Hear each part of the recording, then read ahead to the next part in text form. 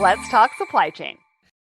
Hello, everyone, and welcome back to Let's Talk Supply Chain. Last week on episode 2 of our CargoWise mini-series, we dove deep into the world of customs and compliance, shedding light on the complexities and intricacies of international regulations. And as we explore all of those topics, one thing became abundantly clear.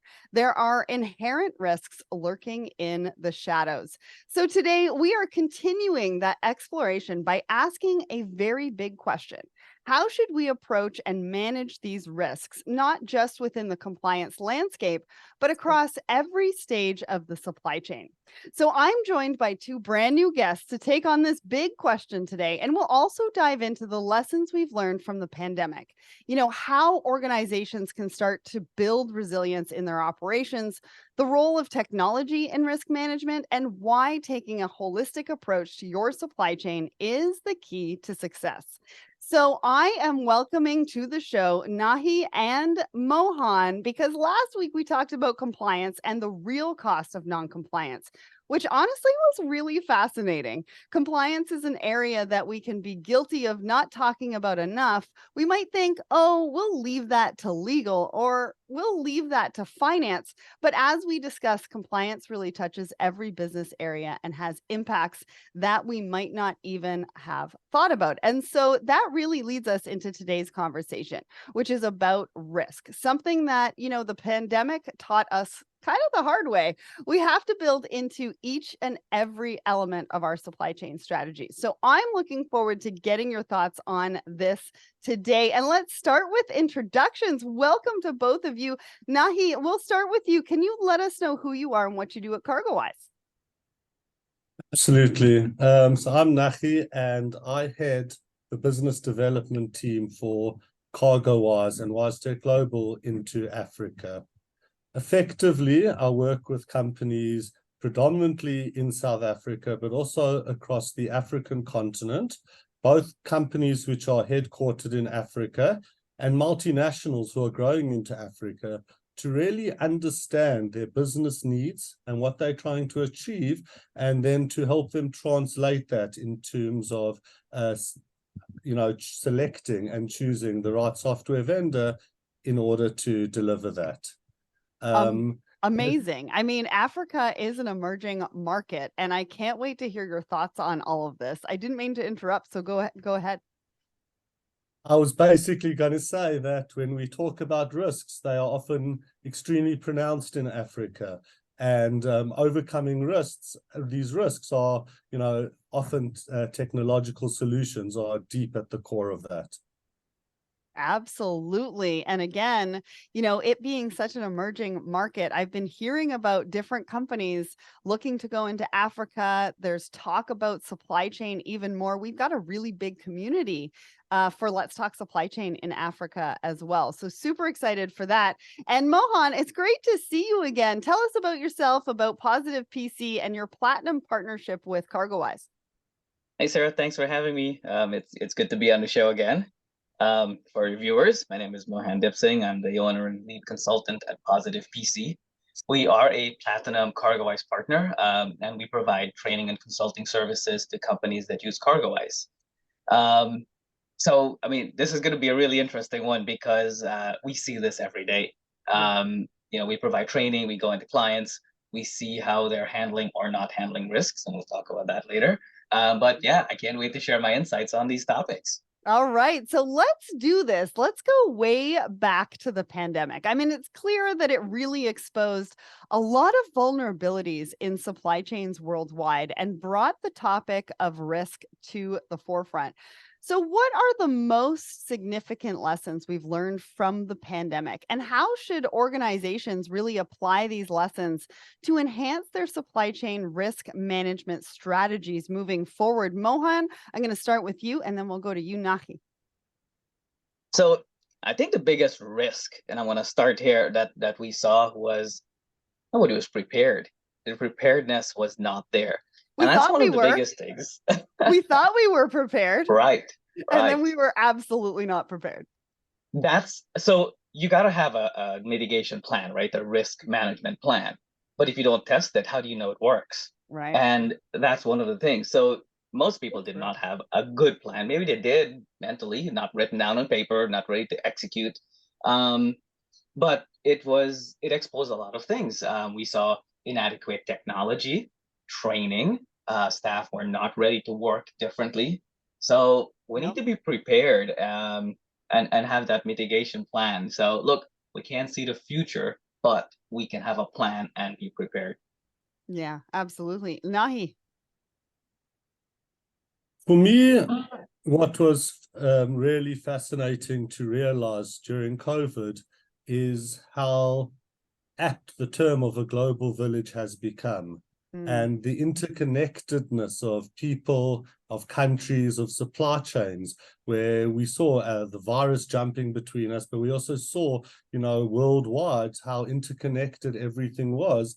And we also, what was fascinating is for the first time ever, supply chain seemed to suddenly be on all the news channels and all the reports as people realized that this till then rather not noted industry and business was actually at the core of everything, and was really from food to industry mm, to all types of all commerce. It's one of the pillars that had to continue, and so there was extreme pressure on people to deliver, and there was extreme uncertainty, and it was quite incredible to witness how no matter what, we had to keep those boats flowing. We had to keep those entries moving, and how supply chain really is so fundamental for everything that happens in this global village. hmm And how do you do that when people are out sick or they've had to quarantine? I remember the crews on the boats, right, had to be flown in or they had to quarantine on the boats. I mean, there were so many different scenarios that none of us could have seen and really thought about how to work through and figure out to keep everything moving. Now, everybody knows that I believe that collaboration is the future of business, and that certainly became clearer for the industry, obviously, during the pandemic. Siloed working was kind of a real barrier to agility and the ability to solve those challenges that came up so often quickly. So, what are the inherent risks for companies that continue to operate in silos? And what steps can those companies take to then mitigate those risks? I mean, really, the answer is get out of your own way, get out of those silos. But Naki, let's start with you. What do you think? So I remember as a child playing a game called Broken Telephone, where you would sit in a circle with a whole lot of other children. You'd whisper a word Right. into the ear, and the next person would whisper it along. And it was quite, fun because the final word that came out the other end was almost never what was first said. And I think that game really illustrates what happens when you're working in silos. And when the distances between those silos gets bigger, those challenges get greater. So you often see silos in the businesses where operations don't understand what accounts are doing, and within a single business, then sometimes between the business in one country as it operates to another, there might be silos to different types of processes or ways of communicating. Mhm, And then you get the supply chain, where you basically have to work with people from every country around the world in mhm, every language. Some of them are customers, some of them are suppliers, and the complexity just goes up by an incredible factor. And so it's a great question about how do we really ensure that there's transparency and communication and information and knowledge management across all these different parties, and to do it in a way that feels natural. mhm, So I think in some ways we learned very powerfully the power of how we can communicate digitally during COVID. But I think we also learned how important it is that we get together and have those discussions over the water tower, and where there's a bit of cross collaboration and cross pollination between teams, and even between companies and their suppliers and their customers, because the bottom line is the better we can all understand each other, the better we can work together to enable, supply chain and goods moving and arriving when they should. It's so true. And I really like your example of broken telephone. I think about how we've taken it to the next level where people have headphones on and they've got really loud music and you're trying to read somebody's lips. Like that's kind of what happened during the pandemic, right? We took that broken telephone to the extreme and that's why, that communication breakdown. Mohan, what do you think? Yeah, I think that was a really good analogy there because that's exactly what was happening in offices, and it worked because Mhm. you were all sitting right there, and I mean it's a better connection because you're sitting there, you could say what you got to say, but then what happens if you take the whole group playing broken telephone and you put them in different cities? How do you Yeah. communicate, right? And how quickly can you communicate? So that ended up to be one of the risks and one of the things that became to be a problem. Like, how do you communicate now? How do you operate individually when you're all working from home? Hmm. You can't hand a file over to somebody the next cubicle over anymore. That's gone. And that's where a lot of companies struggle. So that's a risk. Um, and unfortunately, I do see some companies falling back to that now that we're back in the office again. And that's something really got to be careful with. We have to learn from these things that we see and all these experiences and improve our processes going forward. So, look, if you work in silos, there's always going to be a risk when something happens. You wouldn't be ready. Productivity suffers because if you can't hand over that file to the person because they've gotten up and are taking a break, now you're waiting 5 minutes just to hand the file over. Where in a system, you just move on to your next task and they would get it when they're ready. So we're eliminating bottlenecks also by implementing and getting rid of these silos, I should say. So if I look at it from that perspective, that's one type of silo, right? From Hmm. a process perspective. You also have systems silos where you have different systems that don't really talk to each other. Yeah. And that's another form of silos that we have to be careful with, where we end up with redundancy in terms of data entry and data processing. If it was we're all in one system, you don't have silos anymore. It's you enter it once, it's available everywhere. We kind of call Yeah. that digital straight through processing, if that term kind of rings a bell. Yeah, absolutely. And what about the word resilience? I think I think everybody might be a little bit tired of this word, but it's very, very important, right? Because I think coming out of the pandemic, it was like resilience, resilience, resilience. And we're like, well, what exactly does that mean? But it does correlate to what we're talking about today in risk. So Mohan, how can companies really build resilience into their supply chain operations? Is it the right word even? But we want to look at how we can adapt, tackle challenges, manage those risks and disruptions. So, how does resilience help with that? So look, resilience, if we go back to the root of resilience, it's basically the ability or the capacity to withstand or recover quickly from Okay, difficulties so or it from does make something. sense. Yeah. So resilience is really about being ready, being Mhm. able to recover, being able to deal with something that's not normal. And we could talk about operational resilience, where it comes to your operational processes and how can they withstand a change in the environment or a change in the conditions. Mhm. Um, there is also security. We can talk about that when we get into some other aspects. Compliance, which kind of is related there. We need to be resilient when it comes to compliance because that changes all the time. We have global All the time. compliance, we have local compliance. Yeah. How do we deal with a change when there is a country that says, okay, now all of a sudden you need to supply 5 bits of information or else we're going to reject your shipment? How do you Mhm. know that as an operator and what's your plan to deal with that? And these are things we don't have to wait for an event to happen or a disruption. It's true. These are things we need to have a plan in place for. And we support that with training and the necessary support services Mhm. internally at organizations, and also having an escalation process, right? You're Yeah. not going to be, you're not going to have a process to deal with everything that comes along. What do? You see a situation that you don't have it in your SOP. Where does it go? A lot of companies don't have an escalation process for something that's abnormal.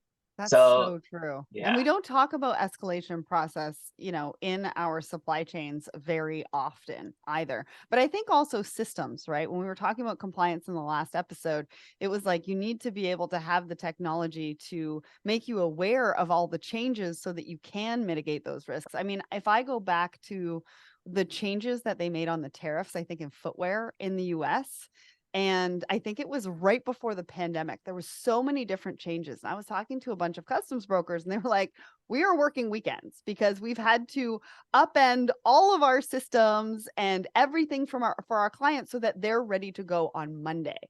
And, that's a lot of work. That's a lot of pressure on the amazing people that are in our industry too.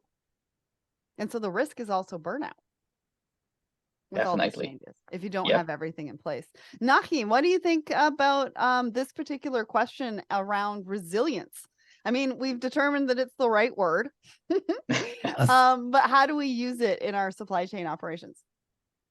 I think it's a great word, and I liked Mohan's your definition of the ability to recover. But I think it's more than just recover; it's the ability to respond. And I think people in supply chain, at the heart of what we do, we're problem solvers. Things are always changing. Planes are changing. Our ETAs and ATAs, what's planned and what happens are always changing. And our ability to respond is really our ability to be resilient. How we respond is very deeply linked to this topic about risk management, because on some things we need to have backup systems, backup solutions, so that if one, for example, internet line as an example goes down, well, you've got a backup. Or if in terms of the service providers and your servers that you need to know that you have backups and proper disaster recovery plans in place, because to be truly resilient is to not even notice when these things have happened because you've planned for them. Then the things happen which you haven't planned for, but because at least everything else you're so structured in what you're doing, you have time and to be able to respond in that way.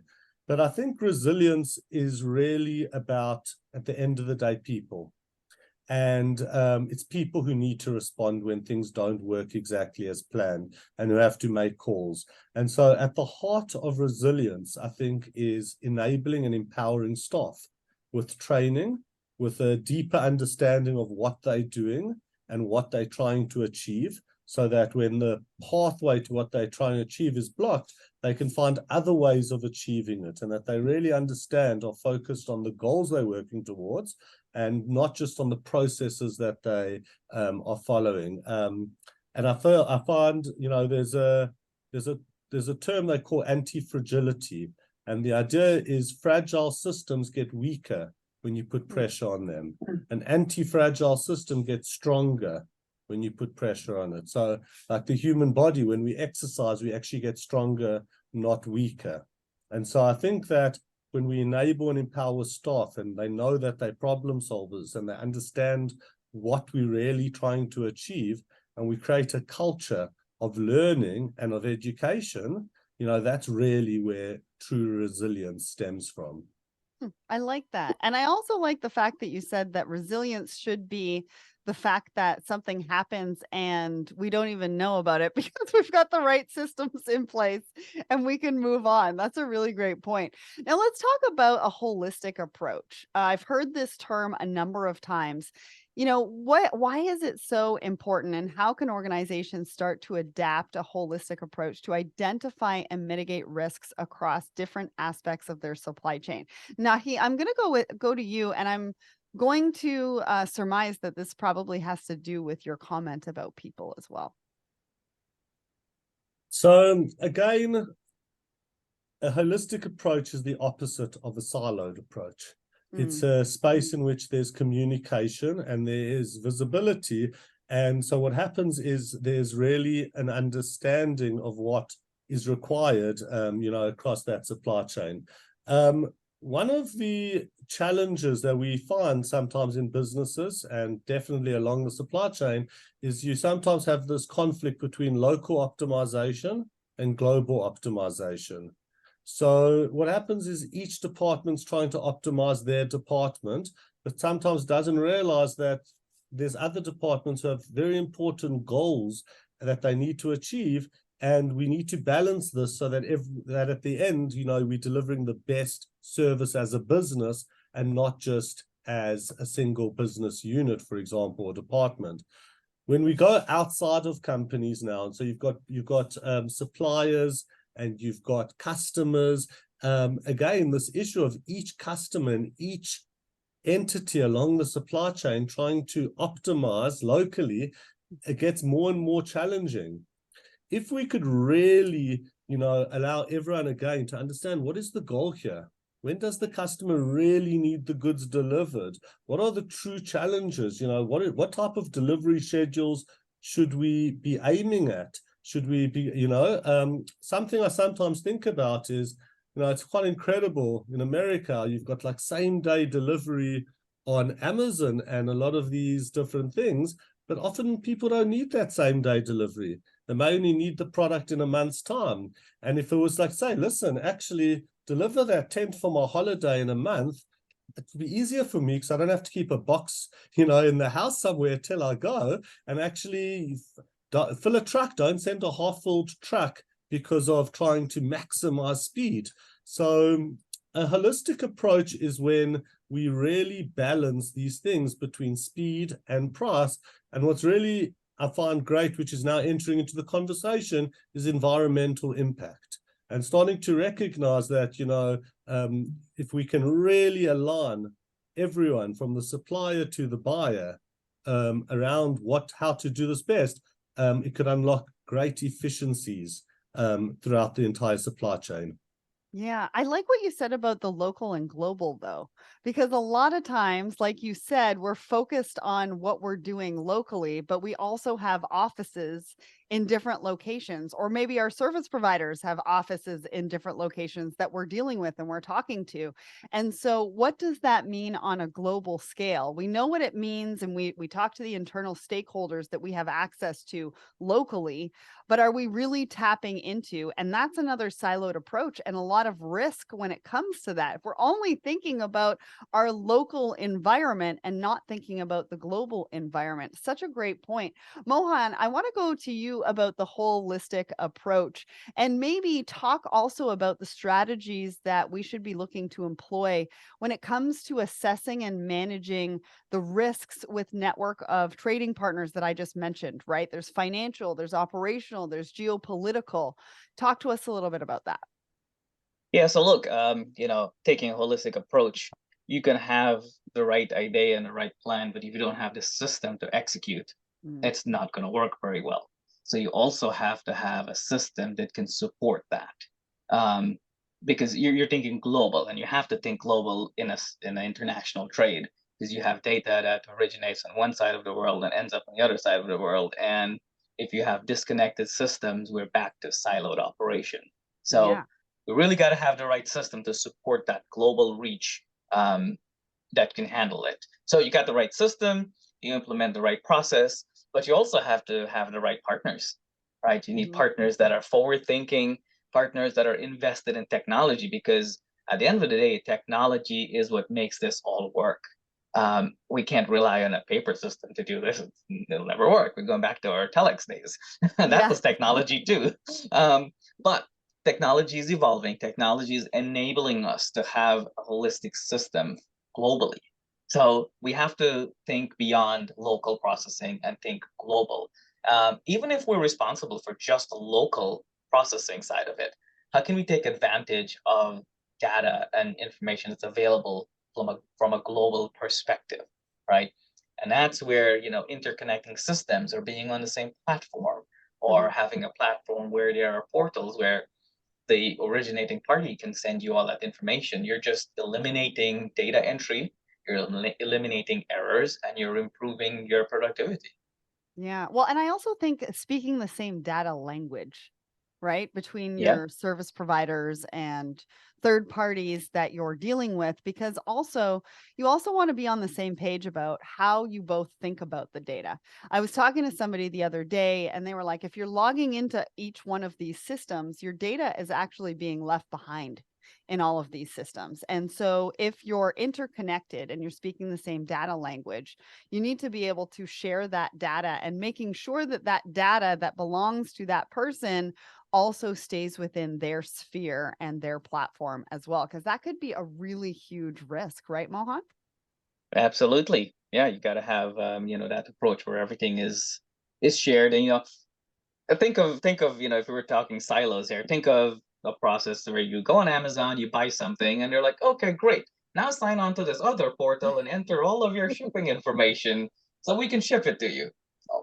Why, right? You already Yeah. have my information. Now you're asking me, and that's freight forwarding. You go into one system, you place your order with someone, and Mhm. then there's another system where that is being entered again for the same exact shipment. Mhm. Oh, And and the that's what mistakes that we're could happen. right. So, and that's what happens. That's reality. And that's where we need systems that are truly global and interconnected to prevent that. Absolutely. So we're talking about systems, we're talking about technology and how technology has become a huge part of making this holistic, connected approach sort of happen. So Nahi, how has technology evolved to become a critical component of supply chain risk management? What are some of the specific solutions that you've seen that have proven effective? And when we think about our supply chains and we think about mitigating risk and that supply chain risk management, where do we start? What are the solutions that have proven effective? So I think, to go back to what Mohan was saying, I totally agree with what he was saying. And we've been talking about these challenges of the different silos that exist. And if you then throw each silo onto different systems, you're just, again, multiplying the challenges. Where alternatively, when you start bringing everyone onto a single system, both within the company itself, so that you've got operations, finance, planning, everything in one system, you suddenly are automatically starting to break down those silos. When you start to include into that all of the external partners, from the customer to the suppliers, so that you're integrating with systems, you're sharing data, again, we are breaking those silos down further. Any data, which is entered any one place should be available in all those places, as you mentioned. And then you're starting to unlock value for everyone across that supply chain, because as you say, look, here's all the information you need in a data format, it's accurate, and you've also don't have to recapture it, which raises its own risks. That really creates great efficiencies. In general, we see that there's three supply chains in a way. There's a movement of goods, physical goods that actually have to move. There's a movement of information, of bookings being made, of information being transferred between departments, between companies, and into towards other companies as well. And then there's a financial supply chain, which is making sure that everything is getting invoiced and the monies are being paid, that all the forex, etc., is being handled correctly. And along the line of each of those ones, there's different risks that start happening. There's risks at the operational level of the goods moving, of getting the trucks there and making sure there's ample space in warehouses and all of those. In terms of the documentation and the information, you had a session on compliance, and the complexity just keeps going up. And to think that a human being is able to hold all the information about every country, the origin, the destination, the type of goods, where it's flowing through, it's just no longer possible. Mhm. And so again, systems, help us to manage the physical goods. Scanning is becoming a very powerful way. We are helping goods transition through warehouses, transiting, etc., between gates where they come into other places to be dispatched. At the documentary side, having strong systems in place to ensure that all your legal requirements and compliance requirements are covered, or your documentary and messaging. And then at the financial level, to make sure you've got all the checks and balances in place across your financial system, to ensure that you are handling that properly, and you cash flow is being released as rapidly as possible due to having good systems in places. So all of these, at the end of the day, it's technological solutions which are allowing the management of these things in a truly efficient way. And having good systems, and even more, having one system which allows you to achieve this, is really at the heart of how technology can transform risk and really allow us to collaborate. So Mohan, let's talk about that, because Nachi just talked about a single operating platform for end-to-end logistics. Why is it crucial for risk identification and mitigation? And you mentioned security earlier. I know that that is a huge risk to supply chains right now, currently in 2023. I don't see it leaving that top 10 risks in 2024. So talk to us a little bit about that and how that can also help with that security question. So, I mean, again, going back to holistic approach, right? It's if you have the data early, you can make decisions. One thing that we do, and a specific solution that we implement for CargoWise clients, is dashboards. We create these visual boards that as soon as you get notified of a job, a shipment, it's in the system. It starts off early, it's in the system, and all the data points are being added upon. It's like we're adding layers and layers and adding information until it gets to the end. But the entire life cycle of a job is visible on one screen. So you can see all of your files that are in the inception stage and as they move along. And that's great. But the real value comes from identifying issues and identifying those potential issues early before they actually become a problem. Right. So we put in rules, we put in metrics to start changing colors and start sending alerts and start doing things. But having all the data in one place from an end-to-end visibility perspective is what really makes a difference, because we can have all the data we want, but if it's locked away and we're not looking at it, it does us no good. It's not information, it's just data. We need to take all that data and make it and create information, which is where you need a good system that can take all of that and visualize it, give you the decision-making tools that you need to discover and react to issues proactively. So that's kind of one of the specific solutions that we do. But you have things like business intelligence, compliance enforcement that goes along the way. Shipments going to a particular country, you need to know what needs to be done and what needs to be filed and how early it needs to be filed. And if you don't do these things, there are penalties that are involved. So we're talking financial risk here. So we got to be really careful. There's compliance, but all those compliance risks really end up being financial risks, because if you don't file something on time, you're going to get that letter saying you owe $10,000, and they are not small amounts when you violate these things. So that's where it really helps to have a single global platform, everything in one place. You can have that visibility, as opposed to waiting for a pre-alert on a shipment and you didn't file the ISFs yet because you did not know that you had a shipment. Yeah. So that's where it really matters to have everything in one place. Amazing. And so Nachi, how has CargoWise helped some of those organizations? Like, thank you for that example, Mohan.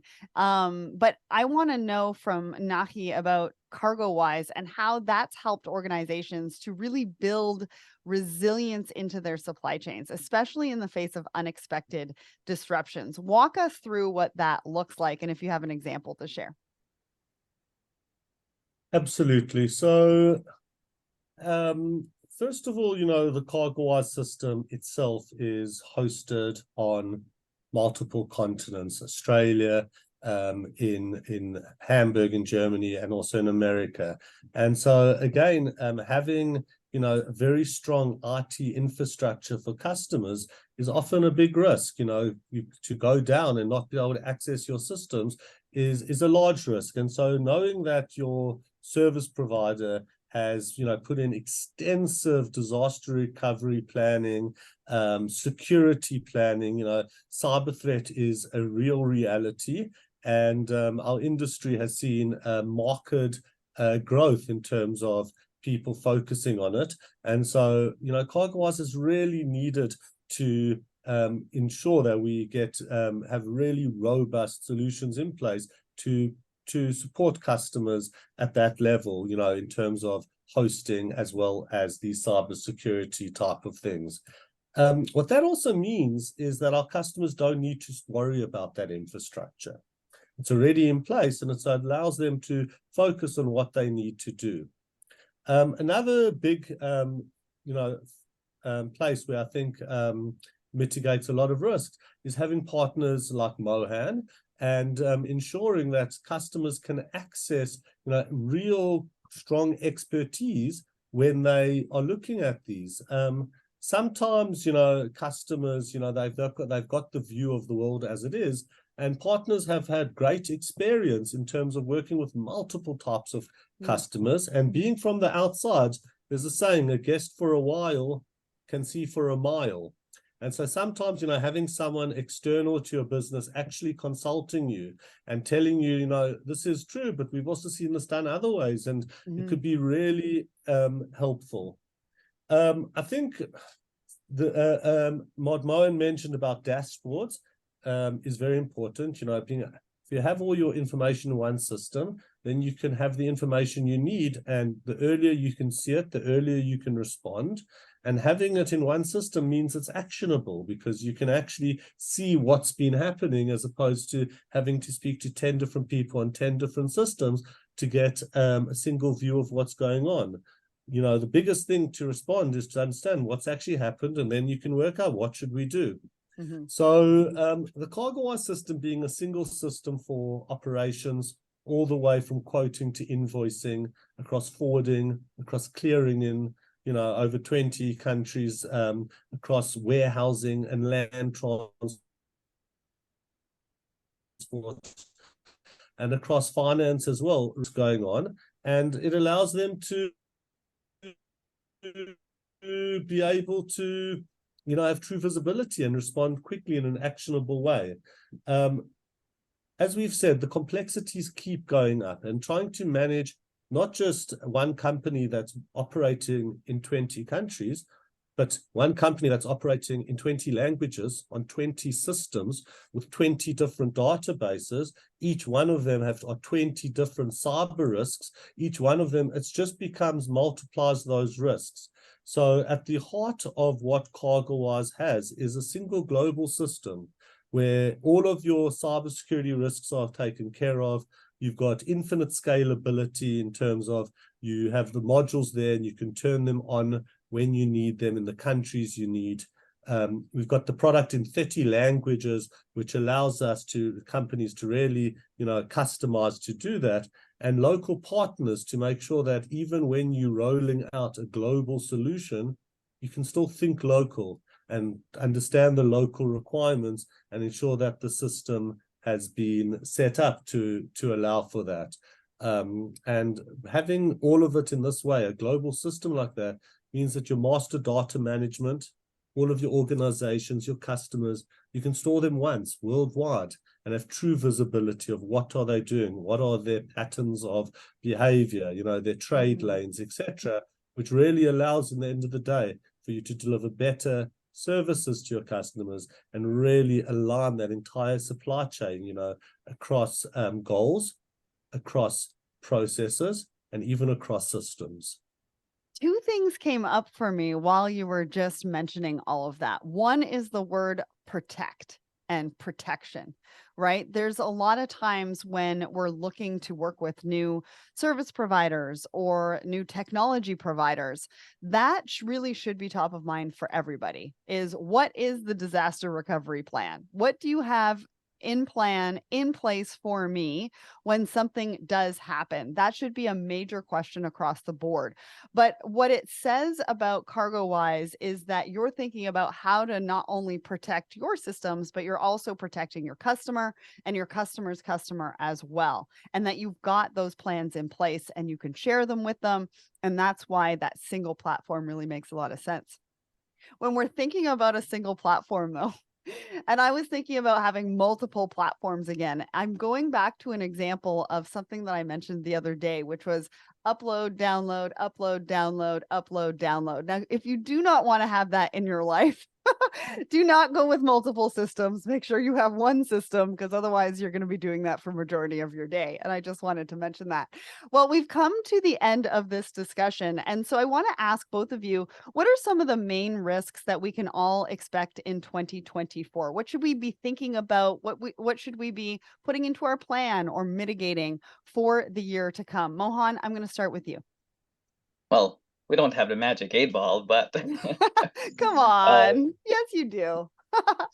but there are things, I mean, we could see from research and from predictions and things, we can see and make a good guess as to what's going to happen or what we can expect, right? I think something that we really have to keep an eye on is regional conflicts and how that's going to affect, trade embargoes, denied parties, lane restrictions. We have all these things happening just because of disruptions and regional conflicts. We have to watch that.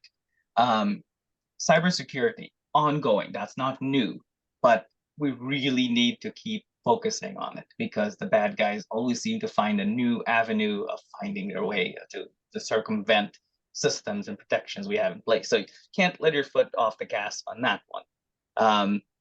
And then inflation. I mean, we have inflation still going. I know there's a little bit of a control on it, but we have to watch it because that affects us from a financial perspective, right? That's a risk.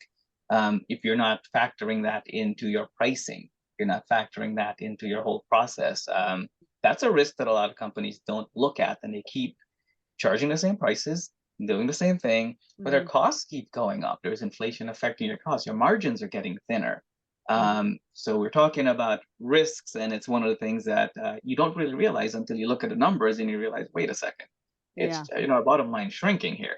And we always have regulatory changes, which again we got to keep going. Disruptions, strikes at locations, we have to watch for those things. And then last but not least on my list is another significant event that can affect us like the pandemic has. Right. We have to be ready for that and be prepared for that. Yeah, such great points and so many things for us to think about as supply chain professionals moving into the new year. Nachi, do you have anything to add to that one, or maybe something that somebody should be leaving here thinking about? So I think, all those risks are real risks. And it's very important that to realize that complexity is not going down. Complexity is going up. We think that things are getting more challenging. The cyber criminals, as you say, are getting more sophisticated. And as complexity goes up, the question is, how do we respond to that?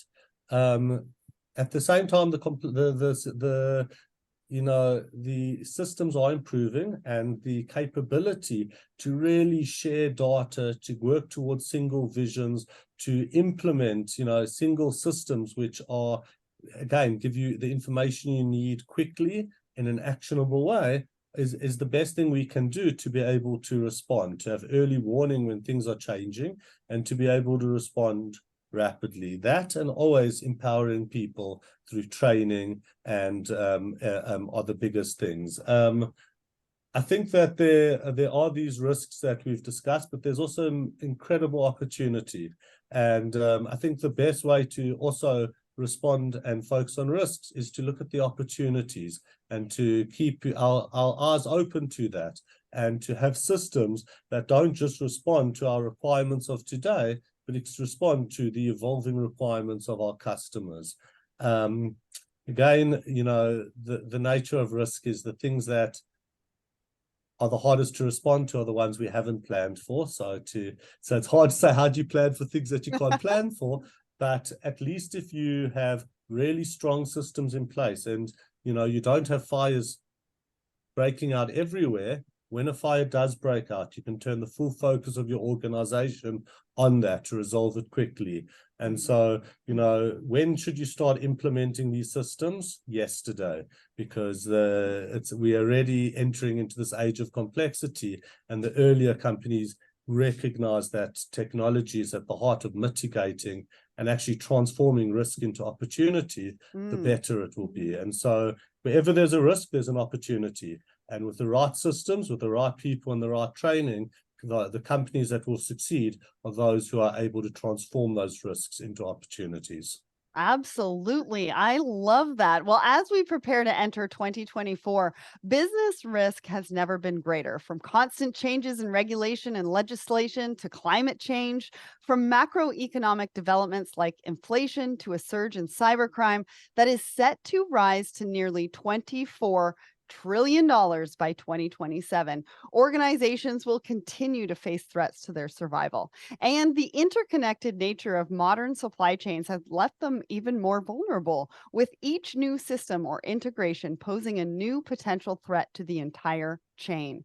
A single secure system that is able to retain and exchange your entire data set while offering a portal for all your trading partners to monitor and maintain their supply chain can dramatically reduce the risk of cyber attacks, data breaches, while simultaneously ensuring the safety and integrity of your data, people, and processes. Taking a holistic approach with a partner like CargoWise is truly the key to success. If you'd like to find out more, you can check them out at wisetechglobal.com or cargowise.com. And make sure to tune in next time for the fourth and final episode of our fantastic WiseTech Global mini-series. I'm joined by Tudor Maxwell, head of WiseTech Academy, to take a closer look at logistics digitization. And let me tell you, you do not want to miss this episode. He talks about sitting in the uncomfortable and having arguments. And he also talks specifically about the role of people in its success. As we talk more and more about digitization across the industry, one important element that's often missing from those conversations is people and the resistance they have to digital change. If we want to ensure smooth and effective digitization across the industry, we really need to start talking about the cultural changes that are also needed. And that's exactly what we're going to do next week. So that conversation is totally relevant to every single person in the industry. So make sure you tune in. Nachi and Mohan, thank you so much for joining me today, and to the team at WiseTech Global for making this episode happen. Thank you both. Thanks, Sarah. Thank you.